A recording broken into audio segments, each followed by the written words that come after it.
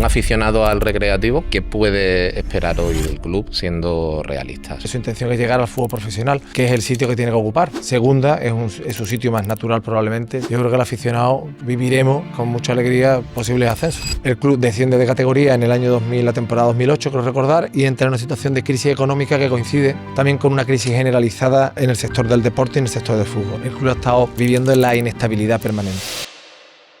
Atención, podría desaparecer ya, a falta de unos días, sí, el fin de semana. Este sábado 19 podría ser el último partido de nuestro viejo decano. No te dejaremos solo, Recreativo de Huelva. La situación pues no es nada buena, el club está a riesgo de desaparecer también en alguna ocasión. Se inicia un procedimiento y accede al final a controlar, creo que fue un 76% de las acciones, Gildoy España SL. Pablo Comas. Todos los miedos que ha tenido el Recreativo después vienen ligados por la mala experiencia de quién fue el primer propietario no público del club. Y todos esos miedos los venimos arrastrando desde hace mucho tiempo. Había cientos de procedimientos judiciales contra el Recreativo. Cientos. Entonces, claro, cientos de procedimientos judiciales, no 2 ni 3, cientos. Y este club tiene demostrado una fuerza de afición que no tiene prácticamente ningún club en España, 13.000 socios. Tenemos una ciudad que ronda los 140.000 habitantes, 140 y poco mil. Estamos hablando casi que del 10% de la población. De la población, que es una locura. Eso no lo tiene ninguna ciudad en España. Yo tengo un recuerdo cuando se produce el primer ascenso de que era la vez que más gente había visto en la calle en Huelva. Era como que todo el mundo bajó a la calle a celebrarlo de alguna manera. Desde Sevilla que venía el autobús, ya en la propia A49, en los puentes, había aficionados apostados con las banderas, los coches. O sea, es impresionante. Te estoy hablando ya a 60 kilómetros de Huelva. Recuerdo en la plaza del ayuntamiento, totalmente abarrotada. Igual que también recuerdo con un cariño especial la final de la Copa del Rey. En Elche, a 600 kilómetros de Huelva. Y probablemente sea el mayor acontecimiento deportivo a nivel de movimiento social de la historia de Huelva y que muy difícilmente vuelva a repetirse.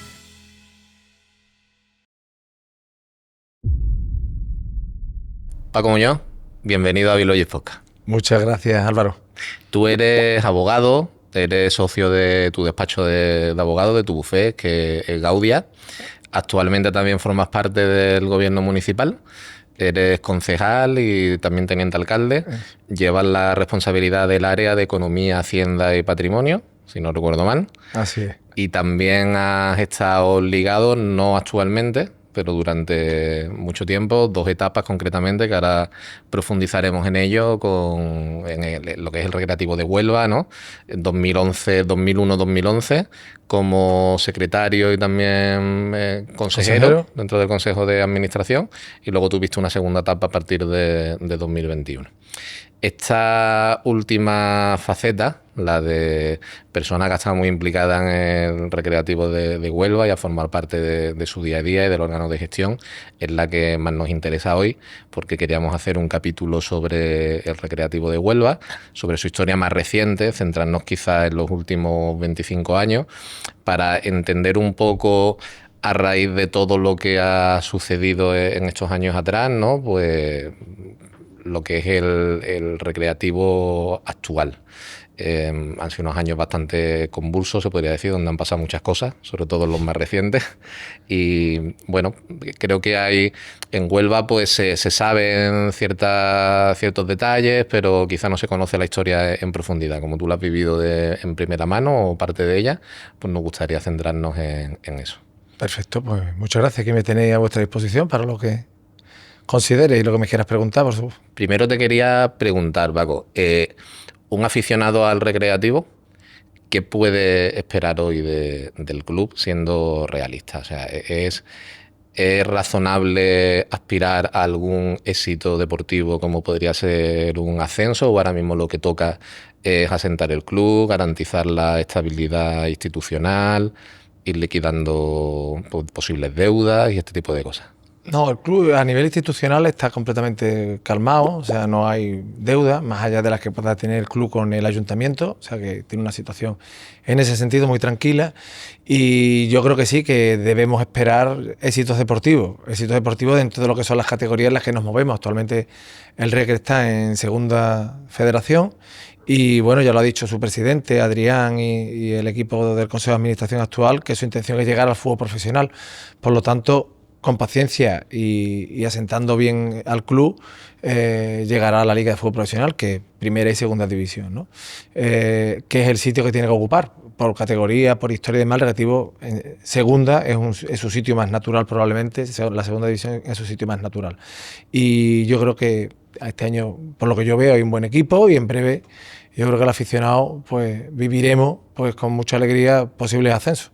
Lo que sí que tenemos que tener es ese toque de paciencia, porque nada es fácil en la vida y hoy en día cualquier club te complica la vida. Lo hemos visto hace poco con el primer partido en casa que el club ha perdido, el primer partido aquí en el Estadio Colombino. Por eso, bueno, no será fácil, no será un camino fácil, pero seguro que veremos cosas buenas. Entra una nueva directiva, al final es aire fresco, ¿no? Gente nueva con ganas de hacer las cosas bien. Supongo que esto también, después de lo que ha pasado en los últimos años, pues debe ser ilusionante para todo el recreativismo, ¿no? Sí, así es. Yo creo que lo que le ha faltado al Recreativo todos estos años es estabilidad institucional y estabilidad financiera, económica y jurídica. El club ha estado viviendo en la inestabilidad permanente. Eso hace que los resultados deportivos nunca sean buenos y es lo que ha sucedido, ¿no? Se han vivido varios descensos, después cuando ha habido ascensos deportivos no ha tenido continuidad. El club el año pasado volvió a descender porque la situación era muy inestable también a nivel de propiedad del club y este club lo que sí tiene demostrado es una fuerza de afición que no tiene prácticamente ningún club en España, 13.000 socios. Tenemos una ciudad que ronda los 140.000 habitantes, 140 y pocos mil. Estamos hablando casi que del 10% de la población. De la población, que es una locura. Eso no lo tiene ninguna ciudad en España. O sea, ese nivel, ningún club en España. Somos únicos. Y con esa fuerza, el club, esa fuerza por lo que empuja, que también a veces nos equivocamos y pensamos que eso es económicamente trascendente y no es tan trascendente económicamente como el empuje que supone. Es decir, que el que el club tenga una serie de recursos depende de otros factores distintos del número de socios. Y a veces, igual que es nuestro mayor valor, es nuestra mayor condena. Es porque el aficionado piensa que por tener ese número de socios tiene que estar en una categoría que probablemente no la haya ocupado históricamente de manera continua nunca el Recreativo. Entiendo. Y también es como una lucha interna que tiene el aficionado. Claro, como tiene tanta masa social, pues el onubense recreativista seguramente piensa que el sitio del Recre está en primera, ¿no? Por tener tanto respaldo. Y quizá históricamente pues no ha sido su sitio, como tú comentabas antes, quizá el sitio más natural es la segunda división, aunque sea con aspiración a primera. Exacto. Pero... Es más, si nos vamos a los datos históricos del Recreativo, a sus estadísticas, es donde más ha estado es en tercera, segunda división B y ahora en estas categorías de segunda, primera red, ¿no? Y incluso tercera red, que es una quinta categoría nacional. Es decir, que en esas categorías no profesionales, antes sí la tercera era profesional o semiprofesional, es donde más tiempo ha estado el Recreativo, donde menos en primera. En primera solo ha estado, si mal no recuerdo, 4 o 5 temporadas y en segunda 20 y tantas. O sea que la historia del Recreativo no se escribe con letras de oro deportivas, se escribe con letras de oro de afición, de cariño, de sentimiento, de historia, pero deportivamente ha sido un club que ha sido inestable en lo deportivo. Yo creo que sin dejar de aspirar a lo máximo, que eso es lo bonito del deporte también, pero que es bueno tener esto en perspectiva. Sí, yo creo que es muy importante. Recordemos que ya el Recreativo no pertenece a Gildo y España SL, Pablo Coma. Luego profundizaremos más en esto, pero bueno, me gustaría retrotraerme aún más atrás, ¿no? Finales de y empezar por ahí hasta llegar a hoy. Años 80, años 90, el club pasa por distintas manos, empresarios locales que hacen una gestión privada y la situación pues no es nada buena. El club está a riesgo de desaparecer también en alguna ocasión, hasta que en 1999 pasa a formar parte del ayuntamiento a través de la Sociedad Deportiva Huelva Deporte S.A. Tú esto, como aficionado del Recreativo, ¿cómo recuerdas esas décadas o, si quieres, años 90, que también fueron muy, muy convulsos? Se hablaba mucho de la posible desaparición del Recreativo y tal. Es que si analizamos y cogemos los últimos... Yo este año hago 50 años. Y siempre he sido aficionado del Recreativo, ¿no? Y yo coge 40 años, ¿no? Me dijo, hasta, por lo menos desde que yo tenía 10. Y tranquilidad deportiva e institucional, el club en esos 40 años ha podido tener 10. Los otros 30 han sido inestabilidad permanente, aunque parezca lo contrario. O sea, ha vivido instalado en el problema económico, en el problema de la propiedad y en muchas situaciones. Como tú bien has apuntado, cuando, siendo club deportivo todavía, era club de fútbol, el club contrajo una deuda enorme en los años 80 y 90, el club estuvo al borde de la desaparición y en aquel momento, bueno, pues salió una ley, la Ley de Sociedad Anónima Deportiva, por simplificar un poco, y por una operación que hizo el ayuntamiento en su momento, pues se hizo con las participaciones, fue el club con mayor capital social constituido en aquel momento de toda España, porque la ley exigía que en función de la deuda que mantuviera se constituía el importe del capital social y era el club con más deuda. Entonces, fíjate tú ya... Eso obligó a obligó a tener ser el mayor capital social. El mayor capital social de cualquier club deportivo en aquel momento, por obligación legal. Claro, una ciudad como Huelva pues tuvo que hacer una operación compleja el alcalde de entonces, que era Pedro Rodríguez, y que, vamos, le costó incluso ir al juzgado. En aquel momento pues se le puso por parte de ciertos grupos de la oposición una demanda y tuvo que ventilarla en los juzgados. Se vivió, bien es cierto, cuando se convierte en sociedad anónima deportiva, vive unos años de estabilidad, son los mejores años deportivos. Ahí entro yo en el consejo, sí que es cierto que coincide en el año 2001, con los mejores años. Era el presidente Francisco Mendoza, Paco Mendoza, y los mejores años deportivos del club pues, se viven desde el año 2001 hasta el año 2009-2010. Está en primera división, juega la final de Copa del Rey, hay una estabilidad institucional, una estabilidad económica. Se inaugura el estadio. 3 temporadas seguidas en primera. Eso es, campeón de la segunda división. O sea, el club vive los mejores momentos de su historia.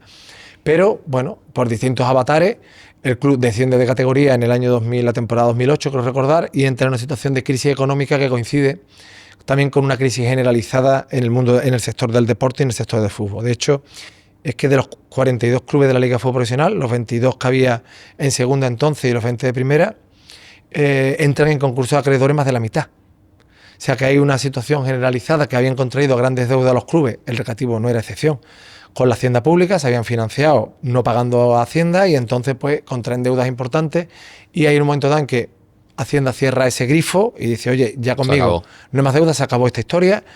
Y cuando viene ese parón por parte de la agencia tributaria, pues hay una concatenación de clubes que entran en situación comprometida, y entre ellos el Recre.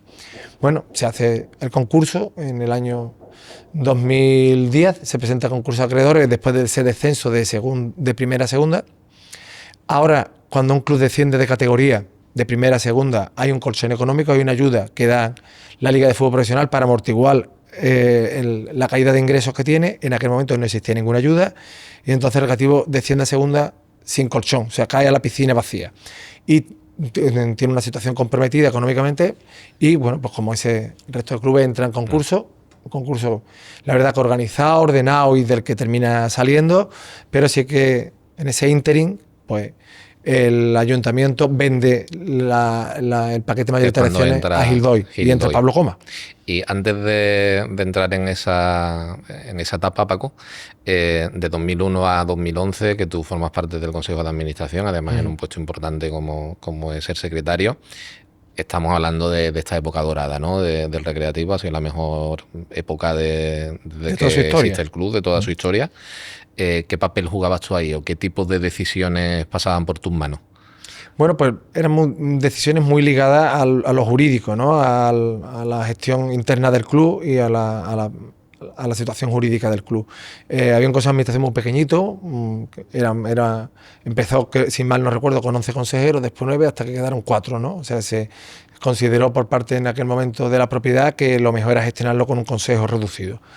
Y bueno, pues resolvíamos los temas. Bien es cierto que estaba muy parcelado, es decir, que el tema deportivo lo gestionaban los secretarios técnicos y director deportivo, la parcela junto con el presidente, la parcela económica la llevaba en aquel momento Michael, que era el consejero delegado nombrado por el ayuntamiento, por Huelva Deportes, y yo estaba en un aspecto más jurídico y de personal interna del club.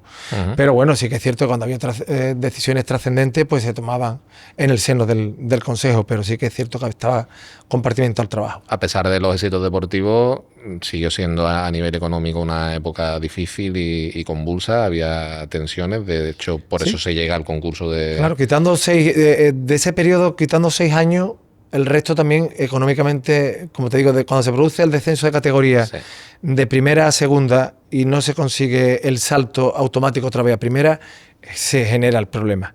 Y cae, o sea, y coincide en el tiempo con una crisis general a nivel internacional, que es la crisis que ya conocemos, la crisis bancaria, de cuando quiebra Lehman Brothers, y se lleva todo por delante, y se lleva por delante los clubes.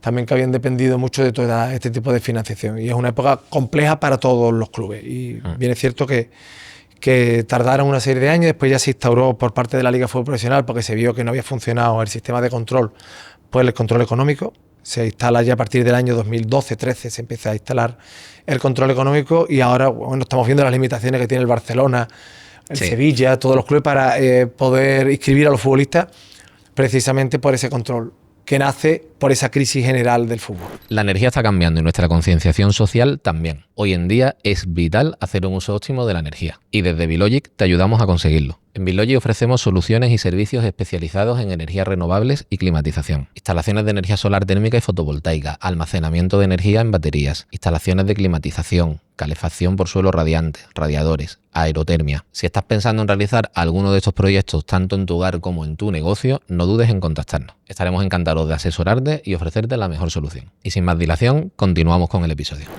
Y cuando tú eres al final una de las cabezas visibles, porque además sois un consejo de administración muy pequeño, y hablamos de un club que tiene tanta masa social detrás y que todo lo que pasa en el recreativo repercute tanto, ¿no? Porque hay mucha gente, muchas conversaciones de bar siempre en torno al recre, y bueno, es un tema del que se habla en Huelva. ¿Eso cómo se gestiona? Porque al final estás expuesto a la opinión pública tanto para lo bueno como para lo malo siempre, ¿no? Así es, tienes un foco puesto. Es decir, tú en cualquier empresa, porque el fútbol es una empresa peculiar, pero es una empresa, es una sociedad. Pero gestiona, aparte de dinero y deporte, sentimiento. Y eso es incontrolable, ¿no? Eso es muy difícil. Sí. Estás en un foco, cualquier decisión que tomas es controvertida, cualquiera, la más mínima, es más, sin tomar decisiones también se cuestiona, porque dicen que las has tomado y no has tomado ninguna. O sea, es curioso, ¿no? Hay puntos en el que se empiezan a escribir cosas en los medios, se va a echar a este entrenador y se va a traer a no sé quién, por decirte algo, ¿no? Y resulta que ni se va a echar a ese entrenador ni se va a traer a esa. Pero ya se genera el debate y empiezan a generarse una crítica en torno al club. ¿Por qué van a echarlo? ¿Por qué no van a echarlo? ¿Por qué traen a este? Pero si es que no va a ocurrir. Cuando es ficción. Cuando es ficción. Y bueno, y esto la verdad es que... Difícil. Es muy difícil, y cada vez más, porque bien es cierto que en los años... Bueno, en el año 2005 las redes sociales no existían, o existían de una manera muy limitada. Pero ahora que está todo el mundo en redes sociales, escribiendo, generando debates, generando opinión... es muy complicado. Muy complicado. Te tienes que abstraer, ¿eh? Para tomar decisiones. Yo sí he llegado a esa conclusión, igual que en cualquier ámbito, también en la política y demás. Te tienes que abstraer del ruido, hacer un análisis profundo y decir qué es lo correcto y qué no es lo correcto. Y tomarla intentando ensordecer todo ese ruido de alrededor. Y bueno, y de esa decisión que tome, pues ya harán ruido también. Sí. Pero tienes que abstraerte, porque si no tomas decisiones equivocadas, las haces en base a lo que escribe alguien o a lo que dice alguien o a una corriente de opinión cuando a lo mejor no es bueno. Sí. Y hay que ser frío. Eso es incontrolable, porque siempre va a haber gente que no va a estar de acuerdo. Claro. O sea, al final la política pasa un poco como con el fútbol, también hay una parte de sentimiento, aunque quizás debería ser algo racional, pero no lo es. Muchas veces las identificaciones políticas pues se llevan a último término, independientemente. Hay un poco de fenómeno fan también en política, ¿no? Es así, es como tú dices, sí. Y a veces es delicado, porque no debiera ser así. Es decir, que una decisión es buena, no es buena, es mala en función de que quien la tome me guste más o me guste menos, o está bien o no. Pero como, oye, pues si el partido que la toma no es el mío, pues ya está mal, y si es el mío, pues está bien aunque esté mal. Claro, con lo cual siempre vas a recibir. Exacto. Porque siempre va a haber una parte que va a criticar todo lo que hagan, ¿no? Así es. Yo creo que la única manera de afrontar eso al final, pues aceptarlo y lo que tú dices, ¿no? Decir, mira, yo voy a evaluar mis decisiones porque crea que son buenas o malas, pero me tengo que pasar de esto. porque Sí, si no, no si es no- imposible. Sí, es imposible. O no la tomas y te paralizas, o la tomas erróneamente. Mm. Claro, porque las tomas en base a, como te digo, corrientes de opinión que al día siguiente están cambiando a lo mejor, ¿no? Porque se han generado otro. Bueno, pues te digo que tiene que tener uno esa frialdad de, oye, vamos a evaluarlo, vamos a racionalizar, vamos a escribir los pros, como se hace esto, que se hace en la empresa, ¿no? Los pros, los contras, lo que. Sí. Y en base a eso En tomar base a la eso decisión. decidir. ¿Y qué recuerdo tienes tú de aquella época de la relación en que a veces no es una relación fácil entre lo que era la afición y el órgano gestor? Mira, yo muy buena, te digo por qué, porque yo vengo, o sea, cuando yo entro en el Consejo de Administración, vengo del mundo de las peñas. Es decir, nosotros en la universidad creamos una peña, que fue la primera peña universitaria que se hizo en España, se llama Peña Universitaria del Marcapaso. Por el sufrimiento que ya había en el estadio antiguo, le pusimos de broma el marcapaso porque iba a morir allí siempre. Había muchos domingos que incluso había algún aficionado que le daba un infarto de lo mal que lo pasaba ya por entonces. Y de broma los chavales, que eran los que hicimos esa peña, le pusimos ese nombre. Y entonces yo nazco en el peñismo y mi relación con la afición ha sido directa. Sí, porque has sido aficionado antes que Claro, dirigente. soy aficionado, he formado parte de manera coordinada, integrada de grupos asociativos, de peñas, de no sé cuánto. Por lo tanto, a mí siempre me han conocido y yo he tenido mucho cariño con ellos y ellos mucho conmigo. Siempre he sido el contacto entre la afición o las peñas y el club, he sido yo. Y por lo tanto, mi relación personal siempre buenísima. Igual que ahora, en esta etapa, incluso con lo dura que ha sido, con las peñas, magníficas. También se dice, ya es que las peñas no son la afición. Claro, las peñas son una parte de la afición. Pero bueno, es como los sindicatos también, ¿no? Oye, tampoco representan a todos los trabajadores, pero tú tienes que tener a alguien con quien comunicarte y que te evalúe a ti también, ¿no? Y llegar a acuerdo. Sí. Y al final pues lo utilizas y yo creo que ese enlace, pues como te digo, yo siempre muy positivo. Y bueno, tú te incorporas, ya lo hemos dicho, en 2001 y empieza una época que es un sueño, ¿no? En lo deportivo para el recreativo, tú vives todo aquello. No sé si te coges la inauguración del nuevo estadio o por ahí te incorporarías, ¿no? Sí, vamos, nosotros entramos en el Consejo de Administración, en el antiguo Colombino, hicimos la mudanza al nuevo. Que también fue un hito. Que fue también una historia, porque claro, el estadio es un estadio muy peculiar, o sea, bueno, como todos los estadios, pero nos lo entregaron desnudo completamente, o sea, sin vestuarios. Y hubo también, o sea, que no fue... Bueno, habréis tenido no fue una mudanza fácil. Habréis tenido mil historias, me imagino. Que yo viví en la inauguración, o sea, la salida del antiguo estadio, que bueno, ya era aquello un colador. Sí. El nuevo, los problemas que surgen en el nuevo con un estadio completamente nuevo y que tú tienes que ir vistiendo poco a poco. Y después, una vez que ya ha transcurrido este tiempo, y ahora desde las posiciones actuales, que oye, que el nuevo se nos ha hecho viejo también, se nos está haciendo viejo y hay que taparle todos esos parches. Y tú también te recuerdas, yo tengo un recuerdo cuando se produce el primer ascenso, creo que fue en 2002, si no recuerdo mal. ¿Qué ambiente recuerdas tú en la ciudad? Yo tengo el recuerdo del día del ascenso, de que era la vez que más gente había visto en la calle en Huelva, nunca. O sea, sí, era como que todo el mundo bajó a la calle a celebrarlo de alguna manera. Sí, fue impresionante. Mira, nosotros veníamos de jugar un partido, creo que fue, si mal no recuerdo, bueno, en Soria fue el segundo ascenso, ¿no? El primer ascenso fue en Huelva, fue con Marcelino. Pero bueno, lo engancho con el de Marcelino, ¿no? Desde Sevilla que venía el autobús, ya en la propia A49, en los puentes que van cruzando la autovía, había aficionados apostados con las banderas, los coches, o sea, es impresionante. Te estoy hablando ya desde a la altura a 60 kilómetros de Huelva. Paramos en el área de servicio de Chucena y bueno, ya estaba aquello lleno de aficionados. Pues imagínate cuando iba llegando a Huelva el autobús, aquello fue increíble. Y en el primer ascenso, pues exactamente igual. O sea, recuerdo en la plaza del ayuntamiento totalmente abarrotada, o sea, la fuente, un ambiente espectacular. Igual que también recuerdo con un cariño especial la final de la Copa del Rey. Te iba a preguntar ahora mismo por eso. Porque además... 25.000 personas creo que fueron, ¿no? En Elche, a 600 kilómetros de Huelva. Sí. Y había allí pues 20.000 personas de Huelva viviendo un ambiente precioso, festivo. Y además hicimos una cosa muy buena a todo el mundo, que fue celebrarlo antes del partido. Porque no sabíamos lo que venía después. Y que luego, por desgracia... después perdimos la final. Entonces hicimos bien en celebrarlo antes. Y fue un ambiente precioso. O sea, te encontrabas allí, estabas en Elche y era como si estuvieras en Huelva. Y toda una fiesta alrededor de una final de Copa que yo no sé, ojalá tengamos la oportunidad de vivirla, pero probablemente no la vivamos más.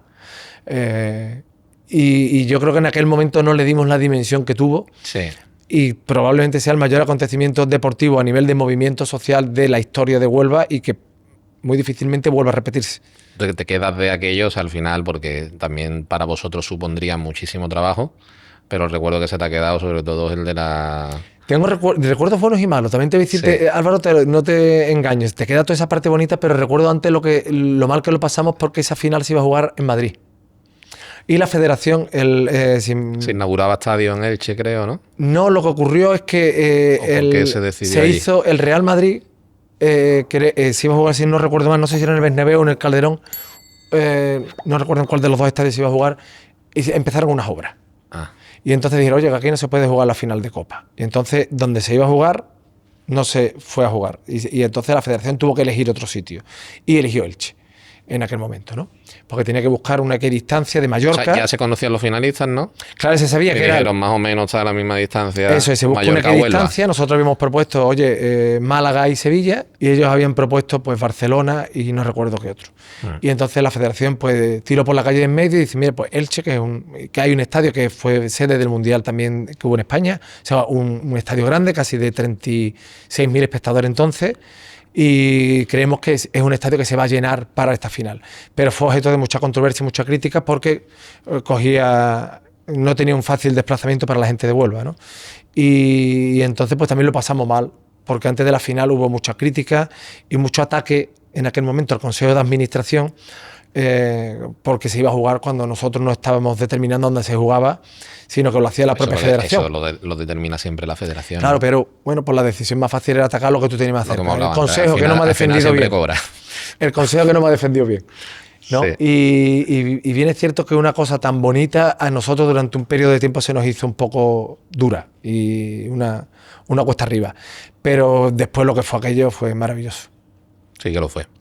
¿Y qué crees que hizo posible el Recre luego encadena también durante este periodo 3 años seguidos en Primera División, que eso ha sido un hito deportivo? Tú que estabas en el día a día de la gestión, ¿hay algo que tú digas, bueno, pues esto fue posible, oye, al final porque había un buen equipo y eso manda, o realmente porque se hizo una gestión muy buena en todas las áreas, hubo algo clave? Hombre, la gestión deportiva que en aquel momento hizo, había un director Eso es deportivo fundamental, claro. que era magnífico, Al que final los pobre jugadores falleció. son los que ganan o pierden. Pepe Rivera era el secretario técnico, el director deportivo, el hombre, y tenía una vista espectacular para los futbolistas. Después ya vino Óscar, vino también, estuvo Julio Peguero, pero bien es cierto que se construyó una dirección deportiva muy potente, muy conocedora del fútbol y que trabajó desde la humildad con muchas cesiones. Bien es cierto que, claro, eran jugadores promesa, se trazó una línea con el Villarreal entonces muy directa, de muy buena relación. Sí. Nos vino cedido Cazorla, López Vallejo. Cazorla, sí. Claro, ¿qué pasaba? Eran equipos que en aquel momento nosotros estábamos formando a jugadores del Villarreal de una calidad bestial, que además después, fíjate tú, han sido mundialistas, Cazorla, estamos hablando de jugadores buenísimos, pero que en el recreativo duran poco. Claro. Duraba un año. Oye, Y en claro, cuanto cada se año tenemos hacían a la primera y despuntaban, Claro, entonces... lo pedían de vuelta. Eso es. Entonces bien es cierto que se consiguieron hacer equipos muy buenos, pero que duraban muy poco tiempo, porque todos los buenos eran cedidos. Y bueno, pues fue bonito. ¿Y recuerdas de esta época, Paco, alguna decisión que fuera especialmente difícil? Que tú dijeras, joder, qué complicado ha sido tener que hacer esto.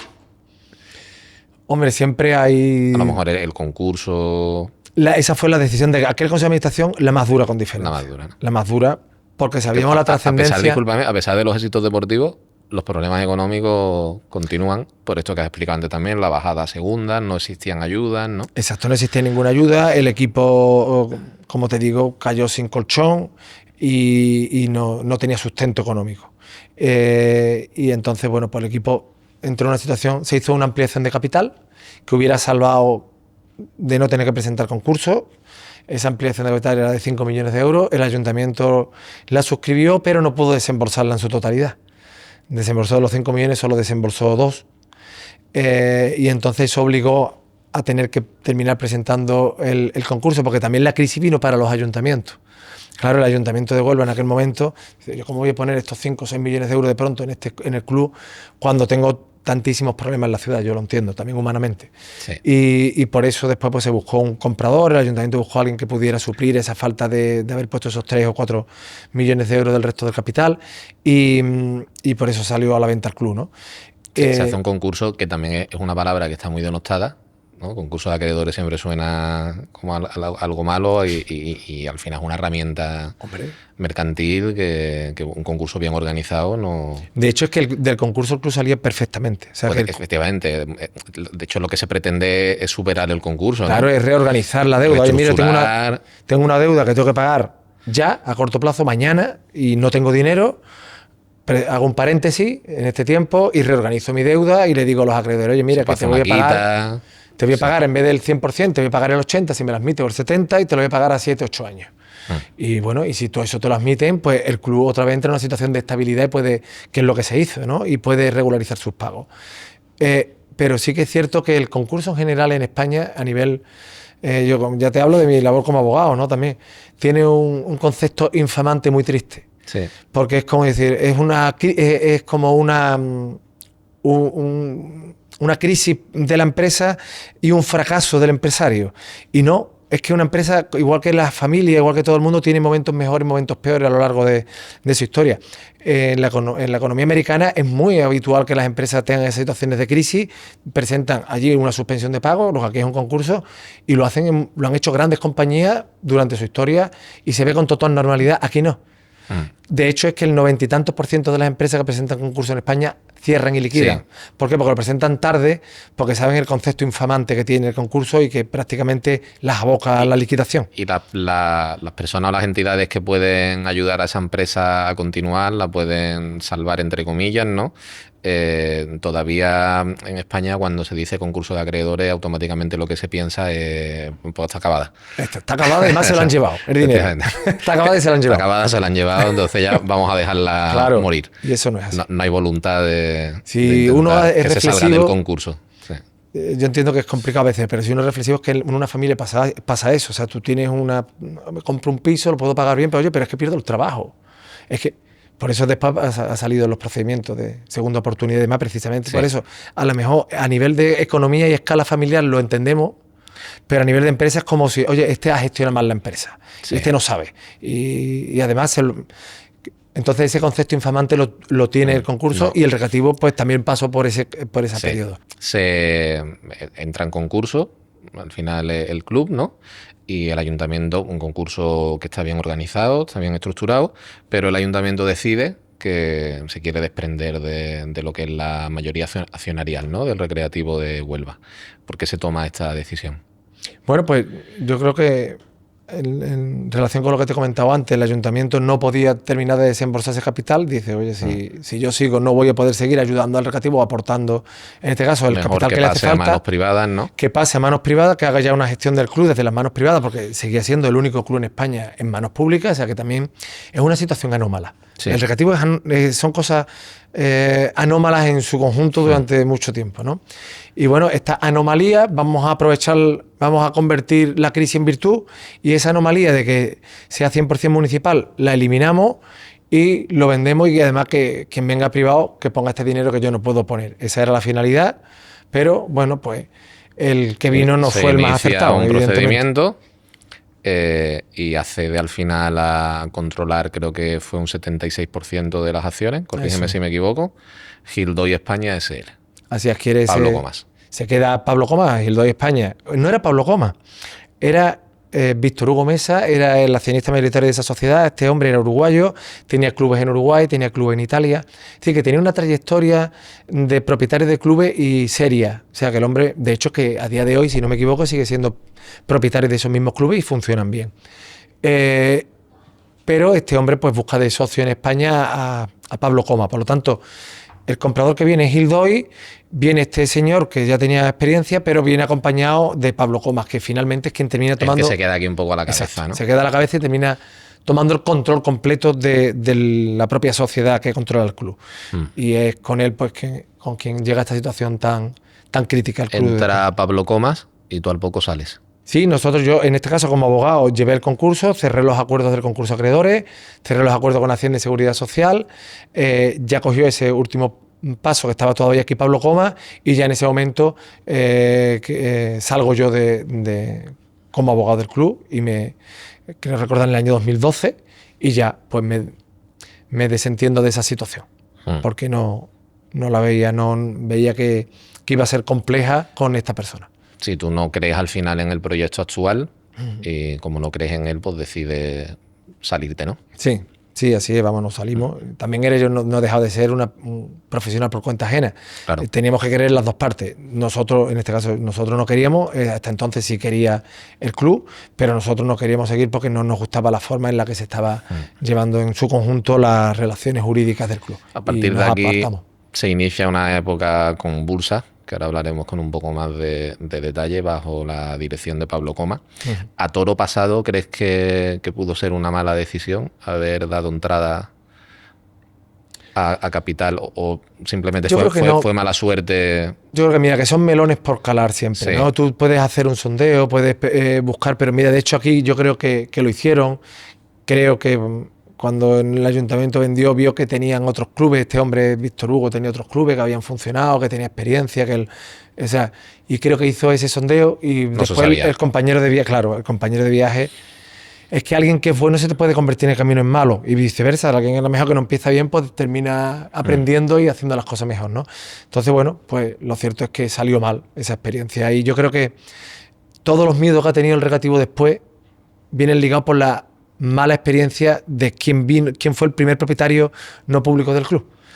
Y todos esos miedos los venimos arrastrando desde hace mucho tiempo. Ahí hay un trauma, ¿no? Claro, hay un trauma y hemos vivido con toda esta operación ahora nueva y demás, pues un estrés postraumático de aquello.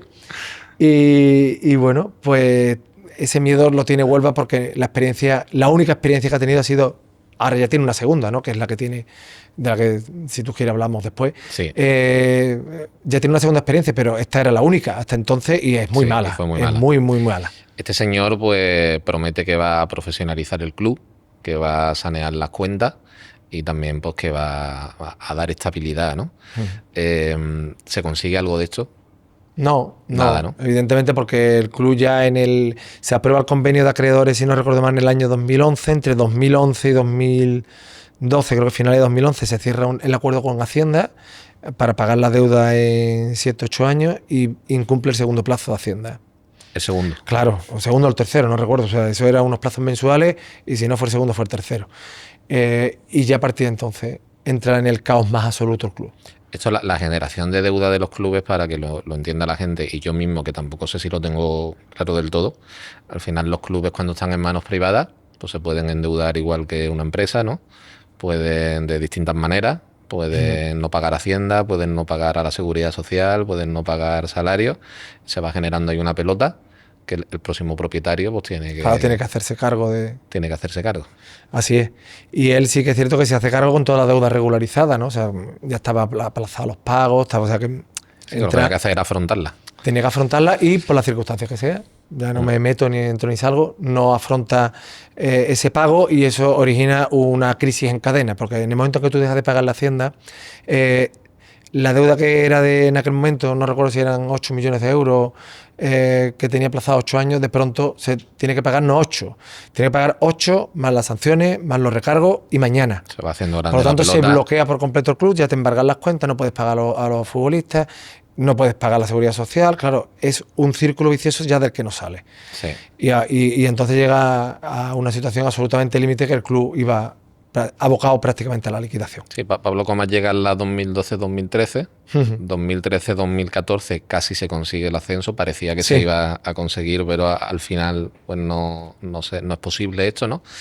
Pero a pesar de esto, la situación económica sigue siendo complicada y ya en la siguiente temporada es cuando solo afloran problemas por todos lados. Claro, y ya son prácticamente irresolubles, porque a eso se une también la crisis deportiva. Se dejan de pagar salarios a jugadores, empleados. Es que es lo que te decía al principio, que cuando no hay estabilidad económica e institucional, y todo lo demás va en cadena, o sea, todo está, lo deportivo no puede ir bien, es imposible. ¿Qué pasa? Que el club además desciende de categorías, pero no lo hace por casualidad, lo hace por su situación. Consecuencia de lo anterior. Como consecuencia, y desciende a Segunda División B en aquel entonces. Y claro, todavía agrava más la situación porque son menos recursos económicos. O sea, cada vez se va agravando más la situación. La situación es cada día más insostenible.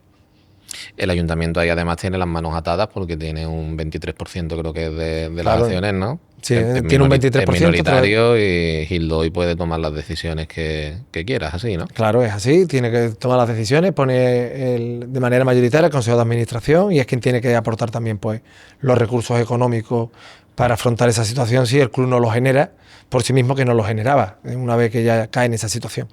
Y entonces, bueno, pues evidentemente no los puede afrontar, tendría que haber intentado una venta en las condiciones que fuera para que alguien con otra capacidad económica los afrontara. Todo eso pues no se hace, por las circunstancias que sea, tampoco. Yo ya estaba fuera, o sea, yo Sí. ya te lo digo como espectador, ¿no? Sí, sí, claro. Claro, Aquí, pues aquí no no estamos sé. hablando ya, tú no estabas ahí en primera Claro, línea, conoces por lo la tanto, historia porque siempre has estado ligado al recreativo y, Ese poco, hoy, pues, y te ha interesado como aficionado también. eso es, pero ya ves que tenía que haber buscado unas soluciones que no se encuentran. Yo recuerdo que ya en 2015-2016 el clima social estaba muy crispado, ¿eh? Sí, porque el club deportivamente era un desastre, Sí. Económicamente ya estábamos viendo lo que pasaba, La afición estaba La afición estaba viendo- quemadísima con la gestión. encierros de los futbolistas, de los empleados, o sea, era una situación absolutamente caótica. Insostenible. Y llega el ayuntamiento, el gobierno municipal de aquella época, y toma una decisión, ¿verdad? Que es expropiar el club. Tu opinión como profesional, al final eres abogado, ¿no? ¿Crees que fue una buena decisión? ¿No tocaba? ¿Hubieras hecho otra cosa? Yo hubiera hecho otras distintas, afrontó esa, no me gusta entrar porque no quiero que se perciba alguna crítica. Yo entiendo cuando uno Vale. está en los sitios, tiene que tomar decisiones, estábamos hablándolo antes, ¿no? Tienes Sí. que tomar decisiones y tú crees que en ese momento son las mejores. Yo estoy convencido que cuando ellos toman esa decisión de expropiar las acciones, pues piensan que es la Que es mejor, lo mejor. y que es la solución. Yo creo que existían otras alternativas que hubieran sido a lo mejor más seguras jurídicamente, pero bueno, toman esa y hay que respetarla y hay que defenderla. Se toma esa decisión y bueno, y el ayuntamiento en el año 2016, creo que, no sé, 15-16, te hablo de memoria, Sí. expropia esas acciones y toma el control del club, pero ya tiene que afrontar una situación que era un caos por entonces, ¿no? Porque estaba llena de embargos, de problemas, de procedimientos judiciales. Y bueno, le toca vivir una situación muy compleja. Siguen siendo unos años también muy convulsos hasta hoy, ¿no? Porque volvemos a lo mismo, la situación deportiva no es buena, sigue habiendo muchos problemas económicos. Claro, lo acabas de decir. ellos tampoco tienen que pasar un tiempo, yo lo entiendo, desde que tú expropias, pones a tu consejo de administración, tomas consideración de lo que está ocurriendo en el club, empiezas a estudiar. Va pasando un tiempo, meses, en los que no estás pudiendo gestionar, estás intentando enterarte qué ocurre ahí, porque eso es un caos. Claro, es que había cientos de procedimientos judiciales contra el recreativo. Cientos. Entonces, claro, cientos de procedimientos judiciales, Qué no dos ni difícil, tres, qué difícil. cientos. Entonces, vamos, cuando yo ya entro de abogado en el año Tú 2000, vuelves en 2021. luego en 2021 y yo me hago cargo de ya pronto de como más de 100 abogado, no como consejero, como ¿no? abogado, mi despacho, y más de 100 procedimientos judiciales todavía vivo. O sea, y además de no locura. pequeños, sí, había procedimientos judiciales de más de 1,5 millones de euros, es decir, que si perdía ese juicio al recreativo lo condenaban a 1,5 millones de euros. O sea, unas cantidades astronómicas con el club que deportivamente, ya en ese momento, en el año 2021, si no recuerdo mal, es el del doble descenso de categoría, desciende a tercera ref, que es la quinta categoría nacional. Entonces es una situación muy, muy difícil y lo que entonces se busca desde el año con el anterior equipo de gobierno y ya después también con este que está ahora, ¿no? En el ayuntamiento, lo que se pretende es una estabilidad en todos los sentidos. Oye, aunque la gente lo que vea es lo deportivo, tú lo que buscas es la estabilidad económica, financiera, jurídica, societaria. Sin toda esa estabilidad, todo lo demás, todo lo deportivo no va a funcionar. No llega. Puede tener un año bueno, pero al año siguiente va a ser malo. Y eso es una labor de mucho tiempo y que es compleja. Sí, hay que tener una mirada a medio o largo plazo. Claro. Entiendo que empezáis a trabajar en eso. O sea, recordemos, el recreativo se le ha expropiado a Gildoy, vuelve a formar parte del ayuntamiento, el gobierno municipal cambia, entra la nueva corporación. Tú ya estabas ligado al recreativo desde el 2021. Exacto, como abogado del club y Como secretario abogado. del Consejo de Administración. Cuando se estrena el nuevo gobierno municipal, tú pasas a formar parte de él, lo hemos dicho al principio, como concejal de Hacienda, Economía y Patrimonio, y pasas también a no sé si liderar, bueno, participar, ¿no? Del proyecto que se quiere para el recreativo para los próximos años, ¿no? Así es. Pero claro, hay no sé si una o varias demandas interpuestas por esta expropiación, que al final el Tribunal Superior de Justicia de Andalucía, creo que fue el año pasado, que resolvió que había que devolverle el club a Gil Doy. El nuevo equipo de gobierno municipal entra en junio de 2023. Se hace un proyecto a 4 años, que lo primero que se quería era, bueno, la estabilidad económica, jurídica, que ya antes se había trabajado en ella y se había hecho un trabajo bueno también por parte de la anterior corporación, hay que decirlo. Y bueno, pues se busca esa estabilidad completa, pero el proyecto se rompe 6 meses más tarde. Con esta sentencia. Claro, es que llega la sentencia en enero de 2024. Que básicamente lo que dice es que la expropiación no... La expropiación es nula. Es nula. No ha existido nunca. Hay que devolverle el club hay que devolver las acciones a este señor. Posiblemente habrá que indemnizarle. Exacto. Y entonces, pues, ahora toca no gestionar un club, sino gestionar una crisis. Esto tuvo que ser una situación, Paco, porque, o sea, de repente vuelve a ser el recreativo de Huelva de este señor. Hombre, ¿qué te digo yo? Eso fue un shock. Un shock. Me acuerdo que cuando me llama la asesora jurídica del ayuntamiento, Paco, ¿está sentado? Cuando me dice Paco, ¿está sentado? Sabía lo que me decía. Dice, sí, estoy sentado, Asunción, dime.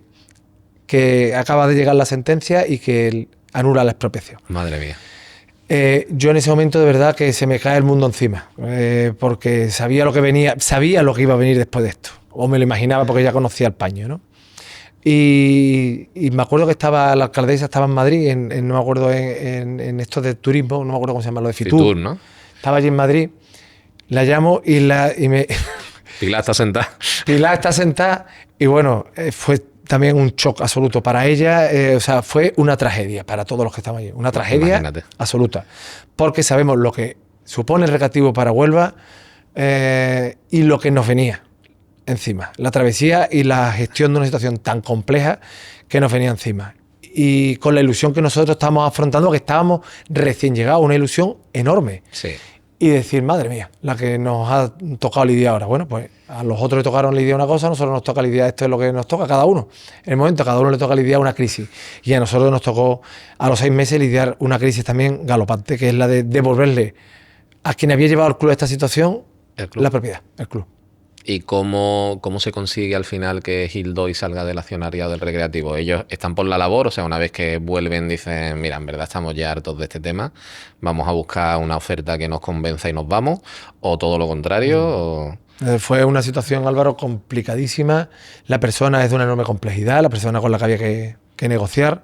Entonces nosotros lo primero que hicimos es, pues sabiendo que los recursos que nos quedaban eran prácticamente improsperables, los recursos judiciales que no iban a prosperar porque el porcentaje de éxito era ínfimo, era un porcentaje muy pequeño, pero metemos toda la batería de recursos judiciales que están a nuestro paso, vamos tomando distintas decisiones para no hacer fácil el camino a la otra parte,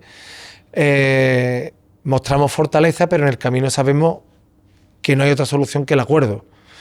Pero claro, para tú negociar un acuerdo tienes que también tener armas para negociar. Si no tienes ninguna, pues es complicado negociar en una situación de ventaja, ¿no? Y bueno, pues en una situación de desventaja, sí. De desventaja desde el principio, hemos tenido que gestionar esta situación. Pero al final lo conseguís, ¿no? Sí, lo conseguimos con muchísimo trabajo, mucho esfuerzo, mucha incomprensión. Porque... ¿Cómo hacéis ver que a esta sociedad o a este señor que lo mejor es que salgan del recreativo? Hombre, nosotros nos sentamos con ellos, nada más llegar a esta situación, oye, esto hay que superarlo. Ellos nos dicen que sí, pero después no hay ninguna muestra de que el sí sea cierto. Oye, vamos a sacar a la venta al club, o sea, lo tenéis que vender ustedes, nosotros estamos dispuestos a buscaros compradores, decirnos precios, no te doy precio. Bueno, pues busca tú el comprador y yo te lo reviso. Yo tampoco busco comprador. O sea, esto durante meses, porque yo creo que lo que ellos pensaban es si contra peor esté el recreativo, más ventaja vamos a sacar de una negociación con el ayuntamiento. Más tensa se va a poner la situación. Yo creo que, y más necesidad van a tener ellos de conseguir que nos vayamos. Claro, yo creo que contra mejor, peor. ¿No? Pues se aplicaba en aquel entonces. En este caso. Claro. Y bueno, pues eso es lo que nos toca gestionar. Hacemos muchas cosas en el camino, para que te voy a contar algunas dimos muchas ruedas de prensa para que la gente tomara conciencia de la dificultad en la que estábamos. También queríamos mostrarle tranquilidad al aficionado y al onubense, porque esto es una seña de identidad, esto es una institución importantísima, pero internamente sabíamos lo complicado que era. Y también teníamos que mostrarle a la otra parte fortaleza cuando en realidad sabíamos que había debilidades importantes en la negociación. Sí. Manejar todo eso y estando con 18 focos encima, imagínate, sí. Porque allí, lo que te decía antes, no has tomado decisiones y te las están cuestionando. Pues imagínate tomando una decisión detrás de otra, de todo, y a la vez funcionando, jugándose al fútbol, jugando a la pelota. Sí. Que la gente ve lo que está en el campo, pero no ve lo demás. Y el interés nuestro como gestores de la crisis era solucionar el problema de fondo. O sea, lo deportivo era completamente secundario. Pero para la gente es lo más importante. Entonces, imagínate, para el aficionado lo más importante es que su club gane, pero para nosotros es incompatible casi que esa situación, o es gestionar sabéis que si la situación dentro del club es caótica a nivel de gestión, no va a haber comprador. No va a haber comprador y no va a haber éxitos deportivos. Claro, o sea, nosotros intentamos, ¿qué es lo primero? Pues lo que decimos, nuestra hoja de ruta, ¿cuál es? Estabilidad absoluta en lo jurídico y en lo económico. Tenemos que priorizar, pero ya el club no es del ayuntamiento y no podemos poner ni un euro. Entonces, tenemos que primar que el club pague todas sus cantidades, pague todas sus deudas, jurídicamente esté estable, porque si esto no está estable no se va a vender nunca. No va a haber ningún comprador. Pero cuando tú le das prioridad a esto, estás sacrificando lo deportivo. Estás sabiendo que el club deportivamente va a ser más débil y va a pasar más dificultades. Sí. Y la gente lo que ve es lo deportivo. Lo otro es como un segundo plano. Sí, me interesa, pero el club pierde y es por tu culpa. Y bueno, yo creo que hicimos un trabajo, como te digo, probablemente no valorado. Yo lo entiendo, porque la gente ve lo deportivo y el club bajó de categoría, ha bajado. Sí. Pero en el fondo estoy contentísimo con el trabajo que se hizo, porque no se había podido producir jamás una venta como la que se lleva a cabo si el club no hubiera estado estabilizado. A nosotros nos dijo el propietario actual y los inversores que están también con él, si el club tiene que bajar, pues tendrá que bajar. Oye, que hay que intentar que se mantenga a toda costa, pero lo que tú no me vas a dar es un club con demandas encima, con deudas de Hacienda lloviendo y con procedimientos judiciales. Yo eso no lo voy a comprar. Marrón, como se suele decir. Exacto. Tú me lo das limpio. Algo que yo pueda gestionar. Eso es. Y que yo pueda escribir mi propia historia. Eso es. Si yo tengo que gestionar una situación de crisis, o sea, si tengo que gestionar el club en otra categoría deportiva, lo gestionaré, pero lo que no voy a gestionar es un club muerto económicamente. Y nosotros le dimos total prioridad a eso porque sabemos que era lo más importante. Y se consiguió que viniera ese comprador, incluso con un descenso de categoría. Por lo tanto, el trabajo se hizo bien. Lo que la gente posiblemente percibió, pues es sí, que el club ya está en manos de otra persona, pero que deportivamente no está en la categoría que le gusta. Pues, bueno, pidamos desde aquí un poquito de paciencia. Y ahora va a volver. Yo no tengo el club tiene estabilidad, claro, pues vamos a empezar a construir desde ahí. El club está estable. O sea, desde el momento en que está estable jurídicamente, societariamente y económicamente, el club va a tirar para arriba segurísimo. Y ahí no queda nada por hacer, eso ya se ha conseguido. Eso está conseguido. Ya podemos centrarnos en perseguir éxitos deportivos. Claro, o sea, ya este nuevo grupo ha puesto un dinero importante porque ellos tenían que afrontar una serie de pagos. Ellos ya pagaron la deuda con Hacienda, que era la más imperiosa de esta temporada pasada, de final de la temporada, y ya han puesto casi 4 millones de euros en el club a día de hoy. Más lo que le hayan pagado en la compra a Pablo Coma y a ese grupo, no sé, desconozco cuánto es, pero te quiero decir, la apuesta a nivel económico de ellos es importantísima en un club que no olvidemos que nuestro corazón es muy recreativista, pero está en 4ª categoría deportiva nacional. Sí. Y por lo tanto la apuesta de ellos es firme. Y el apoyo del ayuntamiento es absoluta, en todos los sentidos. El mayor patrocinio de un ayuntamiento, de un club en este tipo de categoría. ¿No? Se ha firmado un patrocinio muy importante. Un plan de adecuación del propio estadio. Porque le hacía falta un mantenimiento. Claro, un mantenimiento. Estábamos hablando antes, oye, que nos mudamos hace 20 y tantos años y allí no se ha hecho nada en 20 y tantos años, absolutamente nada. Y todo ese apoyo que tiene es porque sabemos que lo que hay detrás son gente seria que está acostumbrada a gestionar clubes. Esto, Paco, es un tema sensible, ¿no? Porque de vez en cuando salen algunas conversaciones que tiene uno, ¿no? Con gente aleatoria.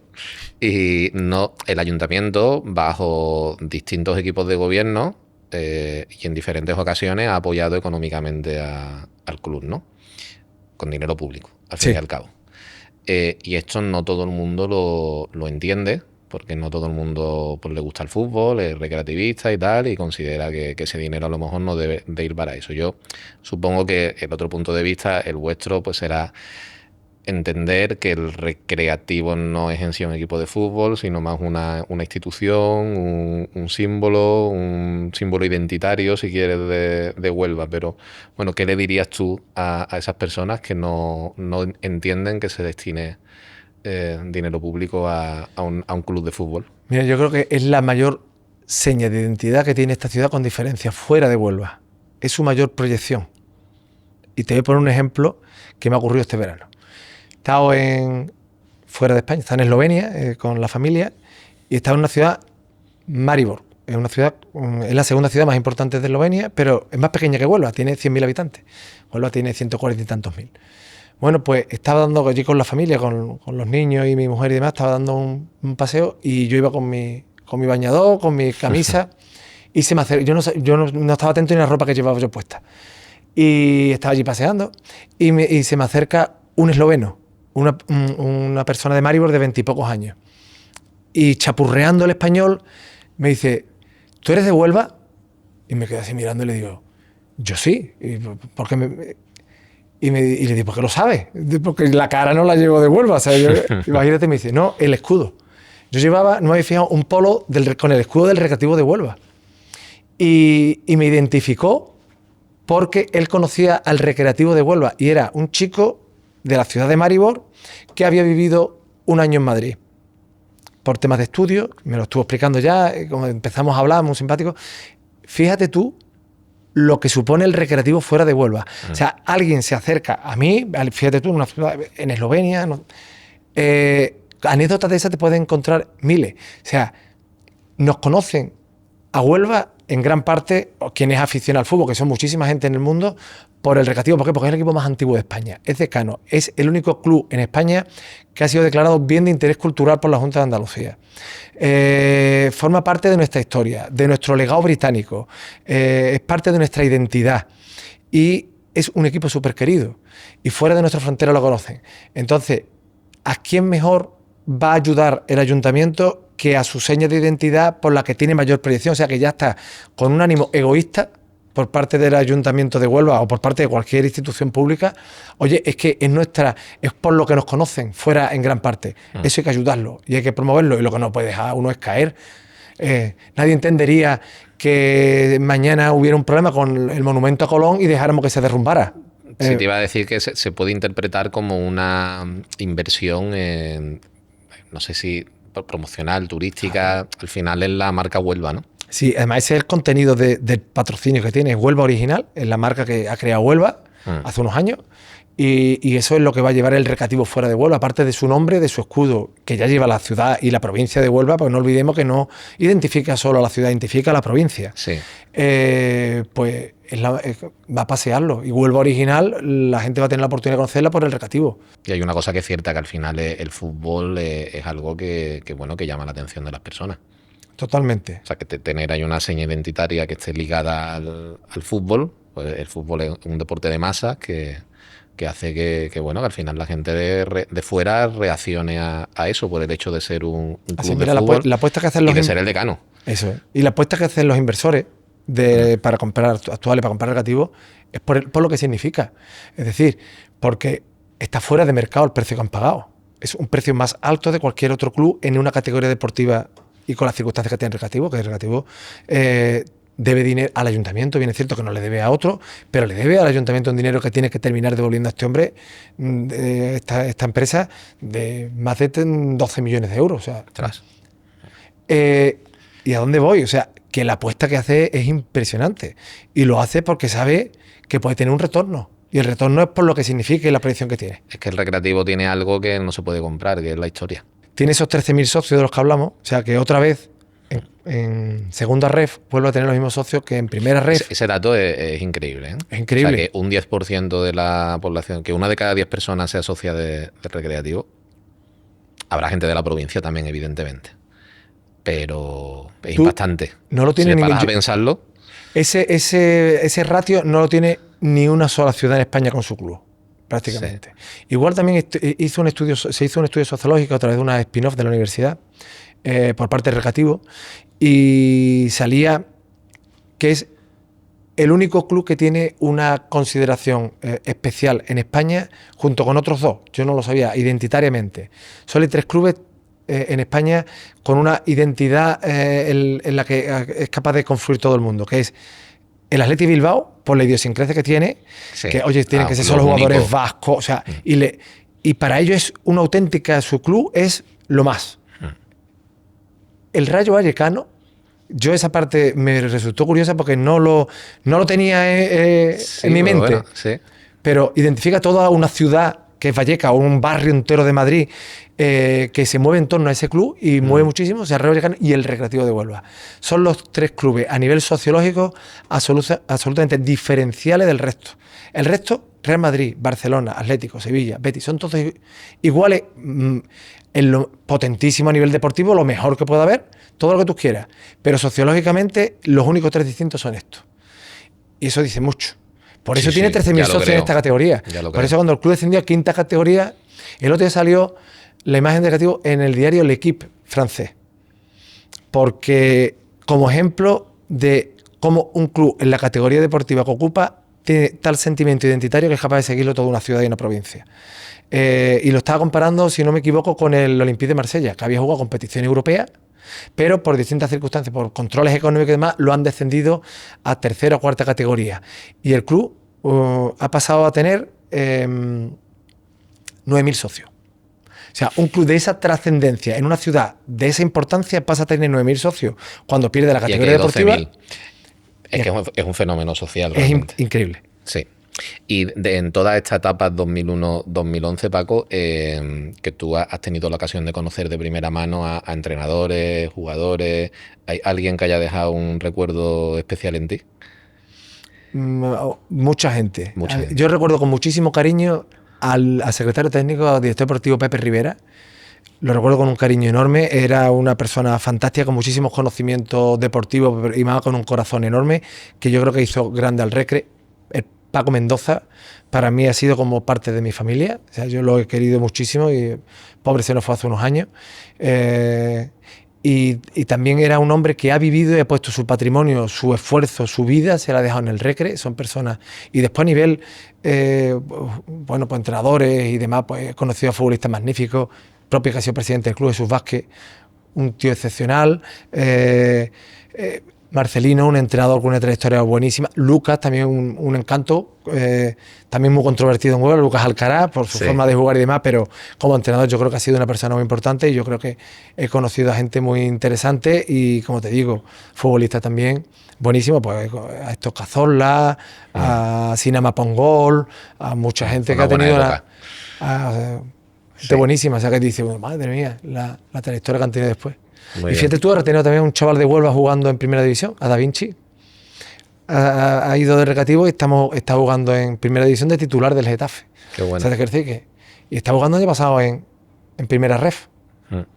Incluso no era titular indiscutible en el Recre y ahora está jugando de titular en el Getafe. O sea, que el Recreativo hace buenos jugadores. Estupendo. Y bueno, la nueva directiva ya lo has comentado, ¿no? Que a ti te inspira confianza, solidez... ¿Y crees que sí que podemos creer ahora en un proyecto ilusionante? Mira, yo creo que tienen las ideas muy claras. Que yo creo que en Huelva hace falta, ¿eh? La gente necesita, los recreativistas necesitan saber que hay cierta estabilidad en el club y que es hora de centrarse en lo deportivo. Sí, yo creo que eso es fundamental. O sea, que ahora está estable el club y que quien ha entrado son gente que han hecho una apuesta y han hecho un desembolso importante. Tiene mucha experiencia. Adrián ha estado en otros clubes, en distintas operaciones y siempre ha sido una persona seria, rigurosa, tiene su trayectoria, una persona contrastada y por lo tanto yo creo que los inversores que están detrás son personas que están interesadas en el fútbol y tienen experiencia en otros clubes y por lo tanto yo al Recreativo creo que el futuro que le queda es mucho mejor que el pasado que ha tenido estos años, por supuesto, y es que lo que le queda es ir para arriba. Qué bueno, pues desde aquí les deseamos mucha suerte. Por supuesto. ¿Por qué crees que hay tanta afición al recreativo en Huelva? Lo acabamos de hablar, una cosa increíble, ¿no? Y que no pasa en otras ciudades, y cuando el recreo ha estado en problemas económicos siempre ha habido plataformas sociales, bueno, siempre ha habido iniciativas como el Trust también apoyando, hay gente particulares que han dado su dinero para intentar salvar al recreativo. Ostras, cosas que son muy llamativas.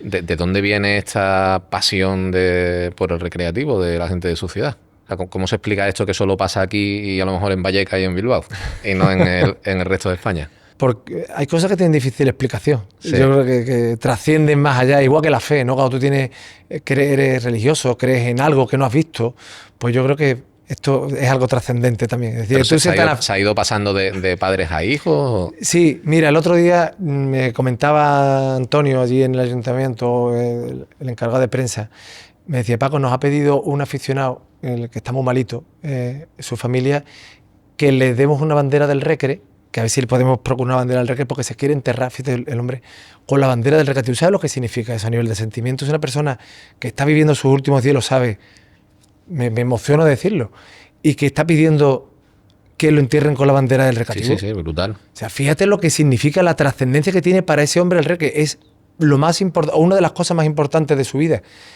Quiere tener su bandera en el día en el que falte. Oye, pues eso lo consiguen muy pocas cosas. Yo creo que trasciende, porque podemos hablar de la historia, del legado británico, podemos hablar de muchas cosas, pero yo creo que no es eso. Esto se transmite de padres a hijos. Hay una identidad en torno al recreativo que se ha conseguido generar porque ha aglutinado a todo el mundo. Y bueno, yo creo que es por ser el más antiguo, eso de ser el decano. Huelva tiene, creo que, pocas señas de identidad a nivel monumental. No es una ciudad monumental, no es como Sevilla, Granada, Córdoba, que tienen, sino una ciudad con poco y poca seña de identidad. Nos hemos aferrado a... Eso, y esto es la más potente que tiene. Pues porque los éxitos deportivos, o sea, el Bilbao no se explica por éxitos deportivos, toda lo del Recre no. Era el equipo que más Copa del Rey había ganado, ¿no? Entonces eso crea afición. Pero el Recre, hay que ser honesto, deportivamente ha dado más disgustos que alegrías. Sí, totalmente. Y sin embargo, pero la gente dice, tiene una afición tan... En la categoría en que estemos vamos a seguir siendo los mejores en lo mismo, que es en ser el primero, el más antiguo. En eso vamos a ser siempre los primeros. Nadie nos va a superar. Mientras el recreativo esté vivo, hablábamos antes, es el equipo más antiguo. Eso no lo puedes comprar. Claro, eso es. Entonces, esa identidad que tiene. Por eso los ayuntamientos en todo momento han hecho tanto esfuerzo, aun sabiendo que se asumían enormes riesgos en todos los sentidos, por mantener vivo al recreativo, porque sabían que con el recreativo, si el recreativo desaparecía como tal, detrás se iba una seña de identidad de la ciudad, tal vez la más fuerte. Y por eso se hace tanto esfuerzo. Y yo creo que está en el decanato, que la gente lo siente como algo suyo, como algo propio, como algo que tiene que defender a toda costa, como una religión. Sí. Y bueno, y lo defiende con capa y espada. ¿Y tienes alguna anécdota con la afición, así que recuerdes especialmente algo que te haya pasado en tus años de dirigente? Bueno, anécdotas muchas con las peñas. Además que has estado tan ligado con las peñas. Con las peñas, sí, pues anécdotas tengo muchas que me podrían llamar la atención.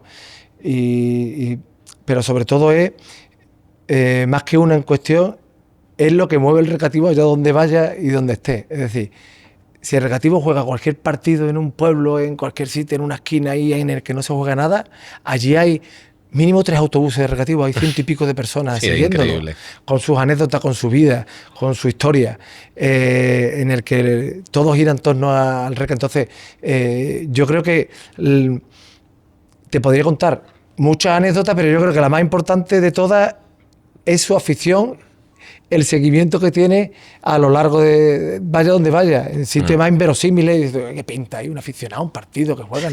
Pues allí hay alguien. Allí hay algún recreativista. Hay algún recreativista. ¿Y tú esto lo recuerdas siempre así? O sea, cuando tú eras niño o en tu juventud, ¿ya recuerdas que hubiera este seguimiento al recreativo, esta afición, o ha sido algo que se ha generado más en las últias décadas? ¿Crees tú que ha habido quizás ahí un aumento del recreativismo? Sí, yo creo que ha habido un despegue. Porque mira, yo recuerdo cuando yo era pequeño, que en el Estadio Colombino Antiguo cerraba, el equipo estaba en Segunda División B, que es la tercera categoría nacional ahora, ¿no? Hubiera sido como la primera red, algo parecido a la primera red. Sí.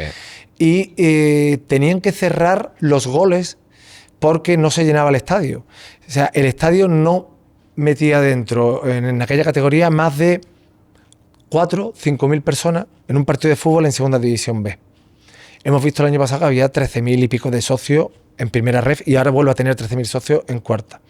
Y además la afición de la que te estoy hablando, cuando yo era pequeño, estoy hablando hace 40 años o 30 y tantos años, era una afición muy mayor. O sea, yo iba al estadio y era un niño, pero todo lo que había alrededor era gente mayor. Pero te decía lo del que le pusimos el nombre en marcapaso, porque es que había gente que se infartaba en el estadio. Riesgo real. Era un riesgo real, ¿no? Y sí que posiblemente con los ascensos, con todo eso, se sumó mucha gente al recreativo. Quizá esa época que tú viviste en primera persona hizo que sí, porque mira, creciese mucho la afición al recreativo. Hombre, yo recuerdo en primera división que tuvimos que cerrar la campaña de socios de abonados. Llegamos el estadio tenía para 20.000 o tiene para 20.000 espectadores y tuvimos que cerrar la campaña de socios porque íbamos por 17.000 o casi 18.000 y seguían. Oye, es que estamos obligados a poner a la venta entradas. Paramos la campaña de abonados. Sí, que el recreativo en ese momento sumó muchísima gente. Sí. Pero es que hay una generación que a mí me resulta... Había muchas ganas también, ¿no? Muchísimas ganas, pero hay una generación que es la de los chavales de ahora de 14, 15 años que son del recreativo, que solo han vivido penuria. Sí. O sea, porque llevan nada más que viviendo descensos, y en cambio tienen un empuje con el recreativo enorme. Me resulta súper interesante. Es llamativo. Por eso, porque esa que yo te digo, oye, pues ha podido enganchar porque en lo deportivo el equipo estaba muy bien. En 2003 tenía 10 o 12 años, pues vivió una juventud fantástica. Pero ahora no. Chavales que todo lo que han vivido es cuarta categoría, quinta categoría, un descenso, un no sé cuánto, un encierro. Y dices tú, pero como este chaval es tan... Pues yo creo que la dureza del recreativo y todo lo que ha pasado le ha dado toda esa trascendencia, ¿no? Casi metafísica o religiosa. Pero es digno de hacer un estudio, también en ese sentido. La verdad que sí. Decir, oye, estos chavales, ¿por qué son tan del recre cuando a nivel deportivo no han vivido nada positivo? Sí, no se les ha agradecido, digamos. No han tenido una etapa agradecida en lo deportivo. Y en estos años en primera división, ¿te pedían muchos favores? ¿Recibíais muchas presiones? Hombre, cuando venía aquí un Real Madrid, Barcelona, madre mía, eso horroroso, era ¿no? apagar el teléfono. Y además lo decíamos, oye, esta semana apagamos el teléfono y no estamos, ¿eh? Porque claro. Era una auténtica locura, ¿no? Porque, claro, te pedían muchos favores. O cuando Recreativo jugaba en esos estadios, que la mayoría están ocupados por socios, oye, pues juega en el Bernabéu, o juega en el Sánchez Pizjuán, o juega en el Calderón. Todo el mundo se quiere apuntar. Ahora ya no es, ahora es el Metropolitano. El Metropolitano. ¿No? Pero bueno, o en el Nou Camp. Sí. Te pedían mucho, oye, por favor, me puedes conseguir entradas, invitaciones, no sé cuánto, y sí, eso es así. Y luego es inevitable al final que siempre haya otros intereses externos al fútbol que en algunos momentos quieran estar ahí, ¿no? Porque también hay comidas entre directivas, al final las directivas suelen estar formadas por empresarios y ahí pues pueden surgir sí que es cierto. Otros intereses, ¿no? De yo quiero estar cerca de... Yo creo que ahora además lo que quiere construir Adrián en gran parte es crear también ese ecosistema como centro de negocios del club. Sí. O sea, porque ocurre en todos los estadios, tienen un club de empresas, sí. El Betis, el Sevilla, el Real Madrid, todos los clubes tienen, y él los quiere crear y lo ha creado, si no me equivoco, en el Recreativo, esos empresarios se liguen en torno al Recreativo de Huelva y hagan negocio también en torno al Recre. Y eso pasa efectivamente, oye, pues cuando tú vas a un estadio en el que vas a estar sentado cerca, a lo mejor pues de Florentino Pérez, pues hay gente que tiene interés, oye, si puedo estar cerca de él. Pero cuando yo lo viví, hace unos años, éramos un consejo muy pequeñito y no pensábamos en eso. Te soy sincero, no teníamos ese pensamiento, era un pensamiento muy deportivo, muy sano, no pensamos en nada empresarial. Sí. Pero que lo veo normal, lícito y correcto y que tiene que ser así, o sea, que no es negativo. Pero en el periodo en el que yo estuve no lo viví de esa manera. ¿Con qué te quedas de ese periodo? Si ahora echas la vista atrás, o del periodo reciente si quieres, ¿no? Dirías, wow, de todo lo que he vivido en el Recreativo. Bueno, pues con las personas que conoces, con esas caras de alegría de los aficionados. Álvaro, cuando tú tienes la oportunidad de estar dentro... Tiene que ser muy emocionante al final, porque son emociones a flor de piel cada 2x3, ¿no? Hombre, cuando tienes esos escasos éxitos deportivos, pero los tienes, ¿no? De un ascenso, y tú estás a lo mejor dentro del autobús, estás en un segundo plano porque los protagonistas son los futbolistas, pero bueno, estás tú allí viviendo todo aquello. Y tú miras por esa ventana del autobús y ves las caras llenas de ilusión de la gente ovacionando las banderas, las bengalas. Dices tú, madre mía, lo que mueve esto, es que no hay nada que mueva nada. esto en Huelva. No hay absolutamente nada. Y los chiquillos llorando, ostras, es que mueve a las personas mayores, ya con una edad que dices tú, ves, está como un niño, como una magdalena llorando este hombre. Y eso es precioso. Sí. Estás viendo que lo que están disfrutando ese momento de alegría. Claro que cuando es al revés, eso se convierte en tragedia también. Y tienes que gestionar esa tragedia, ¿no? Él ve cómo esa gente se decepcionan tanto, esas personas. Pero eso te llena completamente cuando tú... Esos éxitos son... Ese es con lo que te queda, con lo humano. Seguro, lo demás... seguro. Si Que al final lo que te llega, ¿no? Que hayas tenido oportunidad de conocer... Yo, mira, no tengo ningún recuerdo de más allá. Y he estado sentado con Florentino, con el presidente, con Laporta, que entonces era presidente, ahora ha vuelto, pero cuando nosotros en su estábamos primera etapa. con Del Nido, con Lopera, con el otro, y yo de todo eso me quedo con la cara de ilusión de la gente. Todo lo demás no tengo ningún recuerdo especial, más allá de la alegría y de lo que disfrutaba la gente cuando se jugó esa final de Copa, cuando fuimos a Elche, eso te llena. Y por último, Paco, si hay algo que tú quieras añadir, alguna anécdota, tu visión sobre el recreativo, cualquier cosa que nos quieras contar. Bueno, pues yo darte las gracias por esta oportunidad que me da de hablar de recreativo con paciencia, que hoy vivimos en el tuit, vivimos en lo el inmediato. fútbol genera, como te metas en redes, yo no me meto en redes sociales para ver nada de fútbol porque si no cogería una depresión. Sí. Entonces, bien es cierto que es un momento que yo te lo agradezco porque se puede reflexionar, se puede hablar de lo que es el recreativo o de lo que ha sido para mí y de que es un sentimiento y es un sentimiento de mucha gente y gestionar sentimientos es muy difícil. Gestionar una empresa es complicado, pero gestionar una empresa de sentimientos es casi que imposible. Sí. Y de eso se trata a veces, de gestionar un club de fútbol y más el Recre. Muy bien. Pues nada, Paco, muchas gracias por habernos ayudado a conocer y entender mejor la historia reciente del recreativo. Gracias a ti. Muchas gracias. A ti.